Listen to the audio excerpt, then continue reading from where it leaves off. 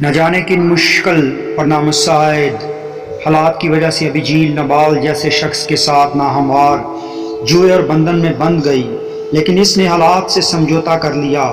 نبال اگرچہ کالب کے خاندان میں سے تھا، تاہم اس میں کالب جیسی خدا پرستی کی خوبیاں نہیں تھیں۔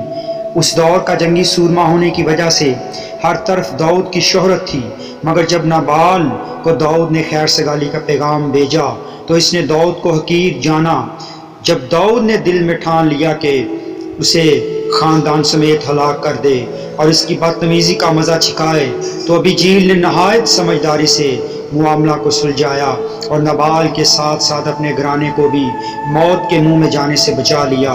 کچھ عرصہ بعد خدا نے اس خبیث مرد نبال کو ہلاک کر دیا، اور یوں اس کی موت کے بعد داؤد نے ابیجیل کو شادی کا پیغام بھیجا، جو اس نے خوشی سے قبول کر لیا۔ ایک خاکہ ابیجیل کے نام کا مطلب خوشی کا منبع۔ شوہر نبال اور داؤد، اولاد کلیاب اور اماسا، رہائش معون۔ بائبل میں اس نام کی عورتیں 3 بائبلی صفت سمجھدار عورت بائبل میں ذکر 17 بار۔ حوالہ جات سیموئیل 25 باب۔ ابیجیل اور نبال کا موازنہ۔ نبال بے ادب، ابیجیل باادب، بد کردار، بلکہ ابیجیل خدا پرست۔ نبال جھنجھلانے والا، ابیجیل شکستہ۔ نبال خبیث، ابیجیل خوبصورت۔ نبال احمق، ابیجیل سمجھدار۔ نبال نشہ باز، ابیجیل حلیم۔ نبال خوشحال، ابیجیل دلیر۔ کردار خوبصورت۔ بائبل مقدس کی چند عورتوں میں سے ایک ابیجیل تھی، جس کے بارے میں کہا گیا کہ وہ خوبصورت خاتون تھی، مگر اس نے اس خوبصورتی کو بھیجا فخر نہ بننے دیا۔ اور جب اس نے نبال کی بے وقوفی کے باعث داؤد کی طرف سے ہونے والی متوقع تباہی کا تصور کیا تو وہ خود تحفے لے کر اس کے پاس چلی آئی۔ داؤد نہ صرف اس کی سمجھداری اور حکمت عملی سے متاثر ہوا، بلکہ اس نے دل ہی دل میں اس کے حسن کی بھی تعریف کی۔ اور جب اس کا شوہر نبال مر گیا تو داؤد نے اسے شادی کا پیغام بھیجا، جسے ابیجیل نے خوشی سے قبول کر لیا۔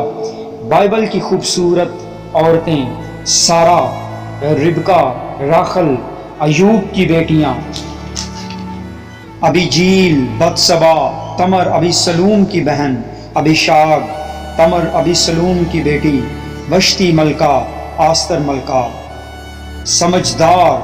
بائبل کی یہ واحد خاتون ہے جس کے لیے بڑی سمجھدار عورت کے الفاظ لکھے گئے ہیں، اور اس نے واقعی سمجھداری کا ثبوت دیا کہ اپنے شوہر نبال کی غلطی کے باعث خود داؤد سے ملنے گئی۔ اس نے اپنے ہمراہ بہت سے تحفے بھی لیے اور وہاں پہنچ کر داؤد کو مالک اور اپنے آپ کو لونڈی کہا، اور اس کے عملی اظہار کے لیے وہ داؤد کی آگے اوندھی گری اور زمین پر سرنگو ہو گئی۔ اس حلیمی اور سمجھداری کی وجہ سے نہ صرف اس کی جان بخشی ہوئی، بلکہ اس کا شوہر اور خاندان بھی داؤد کے انتقام سے بچ گیا۔ با ادب۔ وہ اس دور کے تمام ادب و آداب سے بخوبی واقف تھی۔ اس کی شیریں زبان، الفاظ کی شکستگی اور حلیمی کی وجہ سے داؤد جیسا سورما، جو نبال کے غیر اخلاقی رویہ کے باعث سخت طیش میں آ گیا تھا، اب موم ہو گیا۔ کچھ عرصہ کے بعد نبال تو اپنی موت آپ مر گیا، لیکن ابیجیل کی تمام اچھی باتوں اور مثبت رویہ کی وجہ سے اسے داؤد جیسا شوہر ملا، جو نہ صرف ایک سورما مرد خدا تھا بلکہ بعد میں بادشاہ بھی بنا۔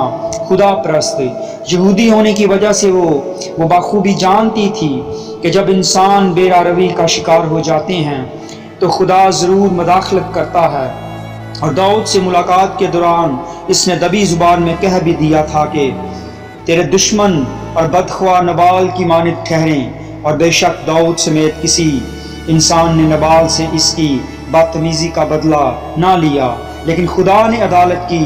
وہ 10 دن کے اندر مر گیا۔ داؤد کی بیوی۔